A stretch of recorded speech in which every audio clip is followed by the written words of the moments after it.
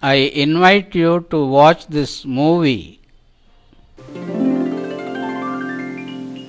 Now let us discuss about AIDS. I am not able to understand why AIDS has been raised to the level of cancer or even higher in terms of danger to life. AIDS, as I know, is related to immune system, that is, the AIDS virus attacks our immune system, the immune system that is protective. In all diseases, our immune system comes to our help by organizing an army of antibodies, the soldiers who fight the enemy disease. In AIDS, the immune system army is said to fail because there are no antibodies found and no soldiers to fight the diseases that attack us.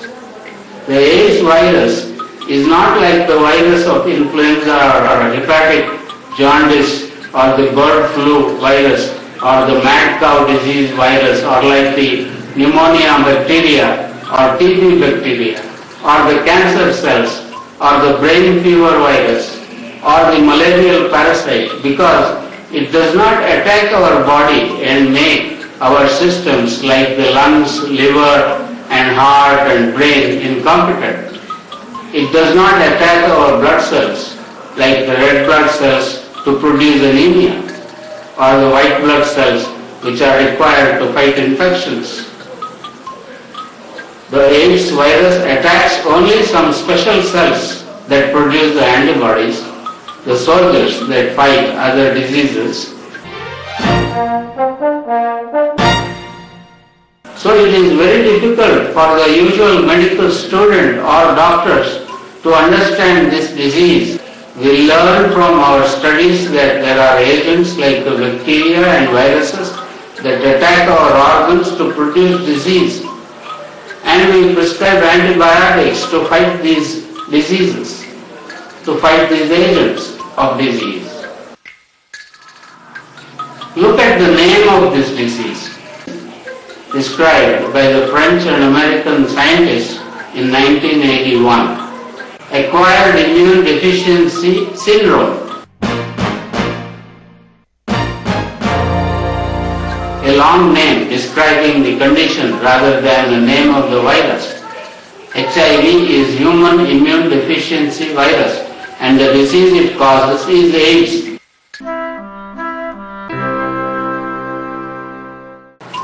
AIDS virus is not found in the air around you, like the TB bacteria. The TB bacteria would be found in the air because it is blown away from the dried spit on the street. But AIDS virus is not found in the air. It is not found in the food that you eat, like the hepatitis jaundice virus, because jaundice you get from food that has been contaminated, but not AIDS virus. It is not found in the vegetables that you eat or in the oil, ghee, like the cholesterol everyone is afraid of. It is not found in the water you drink or in the clothes that you wear.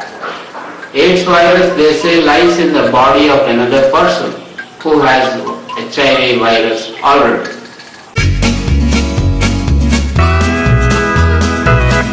They say it came to the first person from somewhere. They are not sure from where the first person of AIDS got his AIDS disease. Only a person who already has virus, HIV virus in his body can give it to others. Also, a man who has HIV virus does not carry it on his skin or on his hands or his face or on his clothes. The HIV virus is there only in his semen or in his blood or in the breast milk of an HIV positive mother. or in the vaginal fluid of an HIV infected woman. This is a disease which is like the invisible ghost.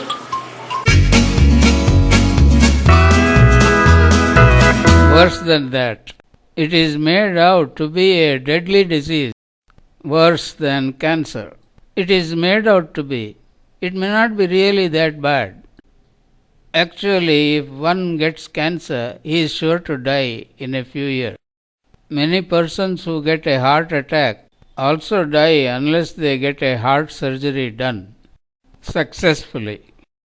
But a patient with AIDS is made out to have died even when he is healthy and perfect, just because a strange lab test is positive.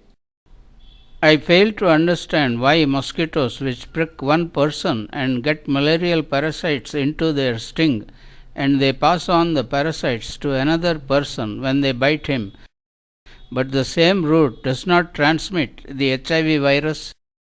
Some dentists and surgeons are really scared to operate unless the patient has a negative HIV test. What is the difference between AIDS and HIV?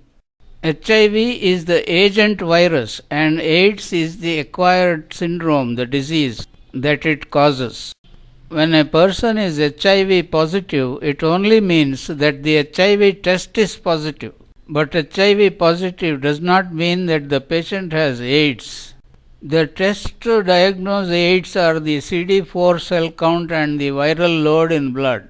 AIDS is diagnosed and the treatment started if the CD4 cell count is less than 500 and the viral load is more than 50 copies per ml of blood. And it is not always that the HIV positive person gets AIDS in the future. We are told that there was no AIDS virus before 1981. I fail to understand such a history. They say that the AIDS virus is spreading very fast in the world. They say that there are 50 million AIDS affected people in this world of 4 billion population. A doctor cannot diagnose AIDS in the same way that he diagnoses typhoid, TB, jaundice, kidney disease, etc. just by his ordinary stethoscope and simple laboratory tests. A doctor has to do an expensive AIDS test costing around 250 rupees. If a person has AIDS, he will not know it by simple symptoms like pain, fever, headache, cough, loose motions, blood in the stools, etc. He will not suffer from any of these symptoms even if he is HIV positive, because there are no symptoms specific to this disease. The AIDS test is not available in small towns and villages. A positive test has to be confirmed by repeating it several times. It is wise to repeat the test in several laboratories before the patient is declared to be HIV positive. The AIDS patients who died did not die because of the disease.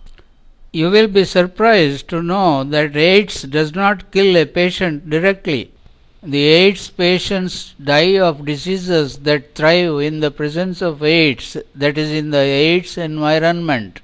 Patients of AIDS have died of TB, lymphoma, a rare kind of liver disease, a rare kind of pneumonia, or a rare cancer. These diseases are generally rare.